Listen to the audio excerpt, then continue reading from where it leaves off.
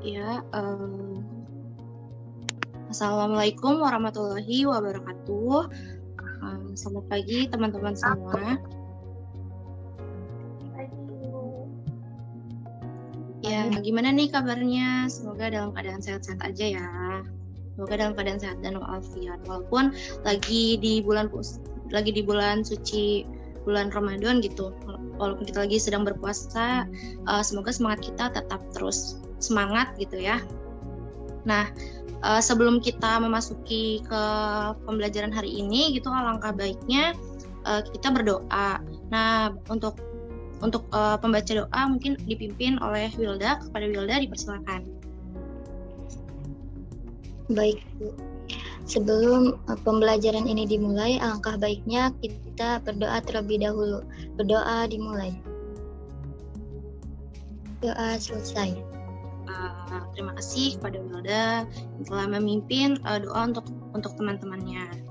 Nah, sebelumnya nih, Ibu pengen mengecek kehadiran kalian. Nanti kalian cukup pencet fitur raise hand di fitur Zoom-nya. Ibu mulai ya sekarang. Wilda Oktaviani, apakah hadir? Oke. Kamala Dwi Rosa. Hadir, Bu. Oke. Ina Aulia Devita. Hadir, Bu. Ya. Nana Yoga. Oke. Semoga kita dapat mengikuti kegiatan pembelajaran hari ini dengan lancar, dengan baik gitu ya. Walaupun kita sedang lagi puasa, kita harus tetap semangat untuk melaksanakan kegiatan pembelajaran daring kayak gitu. Nah, sebelumnya nih Ibu pengen nge-share link presensi. Nanti kalian bisa mengisi link tersebut karena ini sebagai data Ibu. Kalau misalkan sudah kan pada pertemuan minggu lalu kita sudah ada pertemuan. Nah, untuk pertemuan minggu ini kan pertemuan minggu kedua. Nah, ada yang ingat gak sih pertemuan minggu lalu itu kita membahas berkaitan apa? Nah, kalau misalnya ada yang tahu, coba nyalakan mikrofonnya, silakan dijawab. Saya, Bu, izin menjawab. Ya, Hilda. Minggu lalu itu mengenai makna hak dan kewajiban dan substansi hak dan kewajiban warga negara dalam Pancasila, Bu.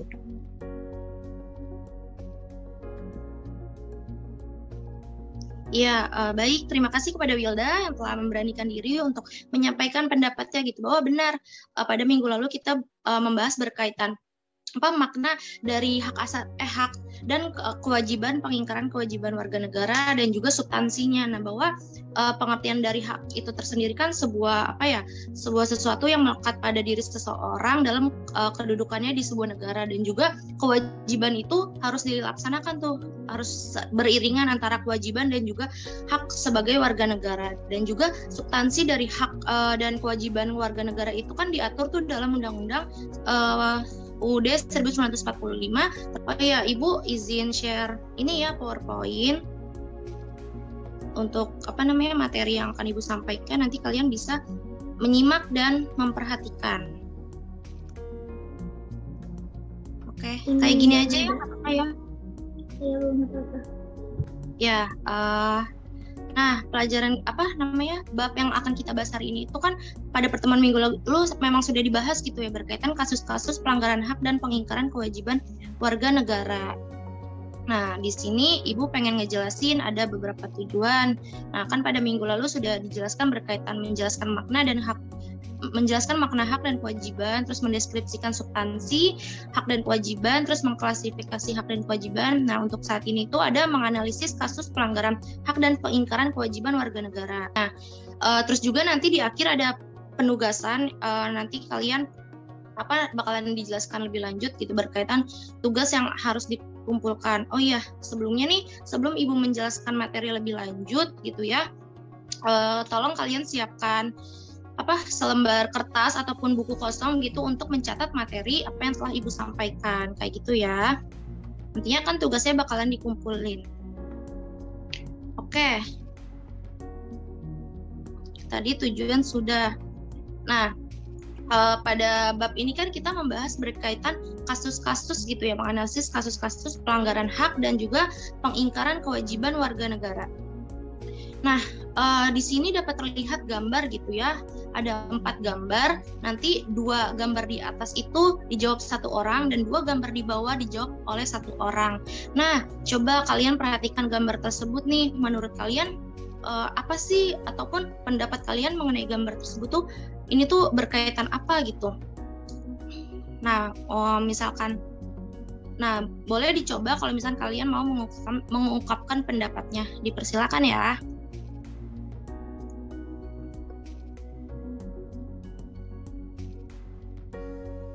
Ya, Saya apakah Bu ada yang ingin? Kemala. Oke, Kemala. Yang gambar 2 di bawah Bu, yang Iya. anak kecil mengemis ya Bu. Ya. Itu kan tidak boleh kan Bu ya sebenarnya, masih kecil. Iya, kan? betul. Ya, oke.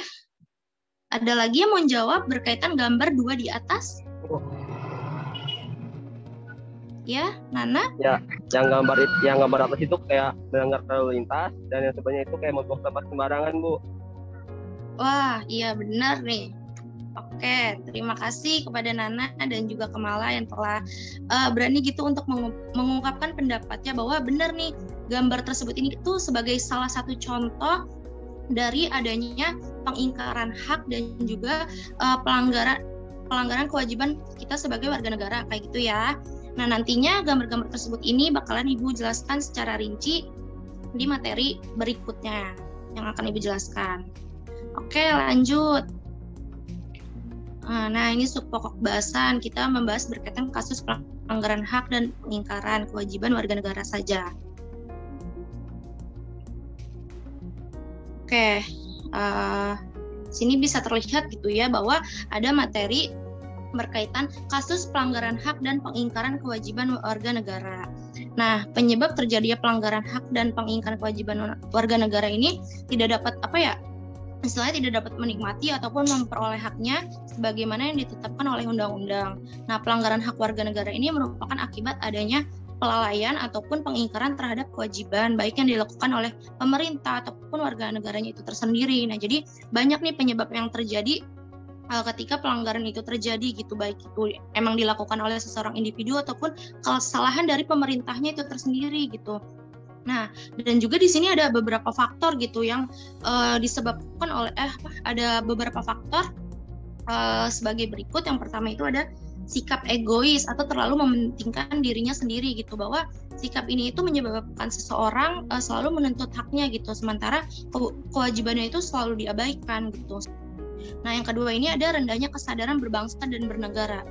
Nah, hal ini tuh menyebabkan pelaku pelanggaran berbuat seenaknya gitu, bahwa pelaku ini tidak mau tahu bahwa orang lain pun mempunyai hak yang sama gitu. Juga ada sikap tidak toleran. Nah, sikap tidak toleran ini menyebabkan munculnya saling tidak menghargai dan tidak menghormati atas kedudukan atau keberadaan orang lain. Terus ada penyalahgunaan kekuasaan.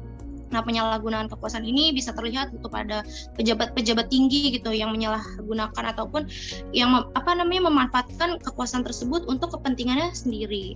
Terus juga ada ketidaktegasan aparat penegak hukum.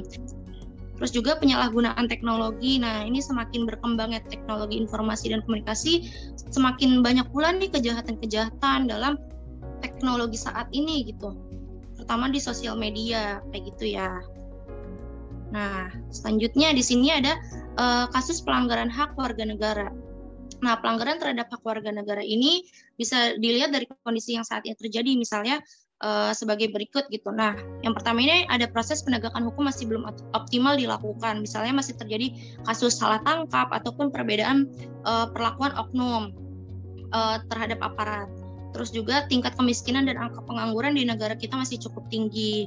Negara kita itu kan salah satu negara dengan penduduk terbanyak gitu ya, salah satunya. Nah, semakin tinggi semakin banyaknya penduduk, semakin banyaknya pula tingkat kemiskinan dan juga angka pengangguran di negara kita.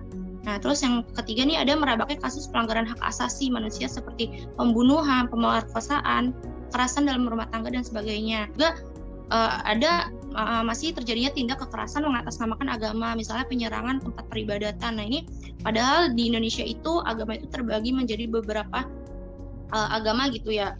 Dan juga ya walaupun kita mayoritas muslim gitu, seringkali terjadi percecokan antara agama kayak gitu. Terus juga angka putus sekolah yang cukup tinggi ini bisa terlihat gitu ya, bahwa banyak sekali nih anak-anak kecil di jalanan, mereka lebih memilih mengemis, lebih memilih mengambil sampah-sampah untuk dijualkan gitu, karena ya mereka tidak keterbatasan ekonominya gitu. Makanya terus juga ada pelanggaran hak cipta. Nah pelanggaran hak cipta ini kayak misalnya mengcopy ataupun memperbanyak karya orang lain tanpa seperizinan yang memiliki karya tersebut kayak gitu.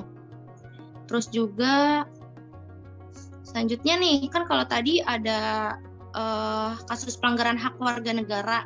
Nah kalau ini itu kasus pengingkaran kewajiban, jadi kan dua hal yang berbeda nih. Nah pengingkaran kewajiban warga negara ini banyak sekali bentuknya, mulai dari sederhana sampai yang berat. Di antaranya sebagai berikut. Nah yang pertama ini kan ada membuang sampah. Nah, padahal hal sekecil ini tuh dapat efeknya tuh luar biasa gitu. Kayak misalkan walaupun buang sampah sekecil apapun, kalau misalnya dilakukan setiap hari kan dapat menimbulkan banjir ataupun ya merusak lingkungan lah gitu.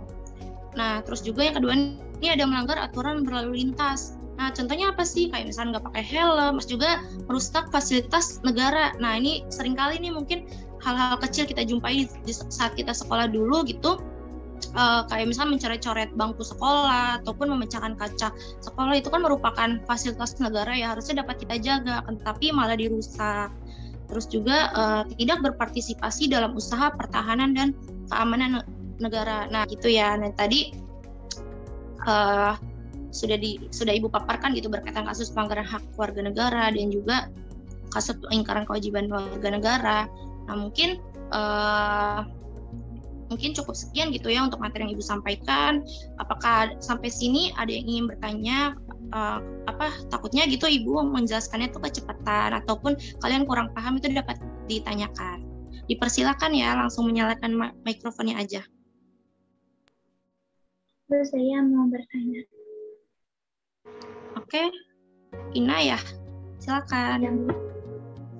Iya, jadi apa aja sih Bu indikator menjadi warga negara yang baik gitu Bu? Karena yang sudah dijelaskan oleh Ibu berkaitan dengan pelanggaran hak dan pengingkaran kewajiban warga negara. Nah, kita ini sebagai warga negara, hal apa sih yang harus dikedepankan menjadi warga negara yang baik gitu Bu? Ya oke, Ina, pertanyaannya bagus banget nih, keren. Berarti menyimak dengan baik ya. Oke, nih mungkin Ibu bisa menjawab. Ada beberapa indikator nih menjadi warga negara yang baik. Yang pertama itu ada bertuhan, yang dimana warga negara yang menempatkan Tuhan sebagai kekuasaan tertinggi, sebagai Maha Pencipta, dengan wujud sikap sebagai umat yang beragama dan beriman. Nah, di negara Indonesia ini kan kita itu wajib memilih satu agama ya. Nah, maka dari itu bertuhan ini hal yang harus dilakukan gitu dalam kehidupan bernegara. Terus juga cara pandang nasional, artinya pemikiran dan perilaku setiap warga negara berpedoman pada ideologi kebangsaan, dan juga ada berjiwa besar, yang dimana warga negara tidak mengedepankan kepentingan pribadi di atas kepentingan umum atau golongan. Terus juga berjiwa integritas. Nah apa sih? Nah warga negara selalu menjaga persatuan dan juga kesatuan bangsa, dan juga selalu mengingatkan orang yang meronggong kesatuan bangsa Indonesia. Nah, ada beberapa indikator gitu ya menjadi warga negara yang baik. Kayak gitu. Gimana Ina? Apakah dapat dipahami atau kurang? Udah Bu, sudah dipahami. Oke. Ya udah, kalau misalnya memang sudah paham gitu ya. Nah, kan tadi sudah ada yang bertanya. Mungkin lebih lengkapnya Ibu yang bakalan bertanya balik kepada kalian gitu ya, gantian. Mungkin pertanyaannya gini, nah sebagaimana salah satu penegak hukum di Indonesia, bagaimana sih sikap aparat dalam menanggulangi pelanggaran hak dan pengingkaran kewajiban warga negara? Kayak gitu pertanyaannya. Mungkin ada yang mau menjawab? Kalau ada yang menjawab, dipersilakan. Saya Bu izin menjawab. Oke, Wilda. Silakan. Jadi aparat penegak hukum itu harus memiliki sikap yang tegas dalam penanganan kasus pelanggaran hak dan pengingkaran kewajiban. Nah, hal ini dilakukan agar pelanggaran kasus tersebut tidak mengulangi perbuatannya lagi dan menimbulkan efek jera, dan adanya sanksi yang tegak terhadap perbuatan pelanggaran juga bisa memberikan efek jera sehingga hak dan kewajiban warga negara bisa berjalan dengan baik. Itu, Bu. Oke, betul nih. Bahwa aparat penegak hukum itu harus memiliki sikap yang tegas, harus mencerminkan sikap profesionalismenya mereka gitu. Nah, bahwa dalam kasus-kasus pelanggaran hak dan juga kewajiban warga negara di Indonesia ini kan sering kali terjadi gitu ya. Maka dari itu sistem hukum, terus para penegak hukum tuh harus bersikap dengan tegas dan juga profesionalisme gitu dalam menjalankan tugas-tugasnya. Jangan sampai nih kasus-kasus yang terjadi di Indonesia ini malah kita kayak misalkan melapor ke kepolisian gitu ya, tetapi kasus kita malah diabaikan. Harusnya jangan seperti itu para penegak hukum. Semoga kedepannya akan lebih baik gitu. Dan juga ya, nah kewajiban ini kalau misalnya kita ingin mendapatkan hak kita juga perlu menjalankan kewajiban kita juga nih sebagai warga negara yang baik gitu. Kayak gitu ya, mungkin sampai di sini dapat dipahami oleh semuanya. Oke, kalau misalkan sudah, mungkin materinya cukup, diskusi kali ini cukup. Nah, di sini ada tugas nih buat kalian. Jadi yang pertama kan sudah Ibu jelaskan tadi di awal gitu ya, untuk mengumpulkan tugas rangkuman. Di mana nanti Ibu bakalan ngasih link G Drive-nya di grup WhatsApp, nanti kalian bisa mengumpulkannya dalam waktu 24 jam. Dan juga ada tugas kedua nih, yang dimana namanya itu Project Citizen. Nah, jadi nanti kalian bikin posternya bisa berupa poster konvensional ataupun digital. Nah, jadi nanti posternya itu berkaitan, ada dua nih. Yang pertama itu ada kasus pelanggaran hak dan juga pengingkaran kewajiban warga negara. Nanti di kelasnya dibagi menjadi dua, jadi kayak absen 1 sampai 16 gitu misalkan, berkaitan poster kasus pelanggaran hak, dan juga sisanya itu berkaitan pengingkaran kewajiban warga negara.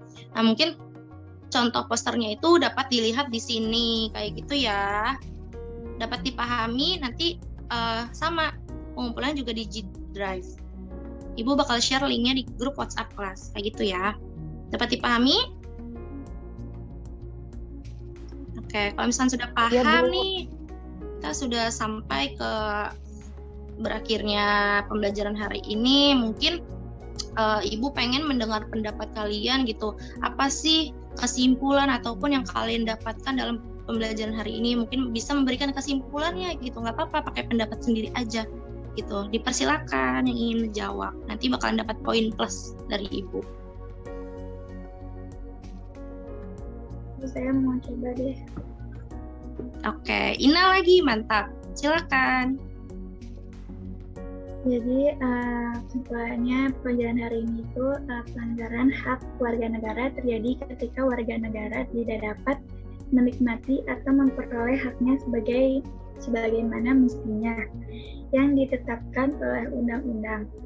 Pelanggaran hak warga negara merupakan akibat dari adanya kelalaian atau pengingkaran terhadap kewajiban yang baik yang dilakukan oleh pemerintah maupun oleh warga negara sendiri. Gitu, Bu. Oke, keren banget Ina. Sudah berani mengungkapkan pendapatnya gitu atas kesimpulan hari ini. Jadi ya, dalam kasus pelanggaran hak dan kewajiban pengingkaran kewajiban warga negara ini, tindakan terbaik dalam penegakannya itu dengan mencegah timbulnya semua faktor penyebab dari pelanggaran hak dan juga pengingkaran kewajiban kita sebagai warga negara. Nah, apabila faktor penyebabnya tidak muncul, pelanggaran hak dan pengingkaran kewajiban warga negara ini dapat diminimalisir dan juga dapat dihilangkan, kayak gitu ya. Nah, mungkin kalau misalnya kita udah kelar nih pembelajarannya hari ini, semoga kalian dapat mengambil manfaat ataupun dapat menerapkan di kehidupan sehari-hari gitu, untuk mengambil hal-hal yang positifnya aja nih, jangan hal-hal negatifnya yang kalian ambil dan diterapkan dalam kehidupan sehari-hari. Mungkin kayak gitu aja kali ya, cukup sekian. Mungkin sebelum berakhirnya, untuk Wilda dipersiapkan untuk membacakan doa penutup.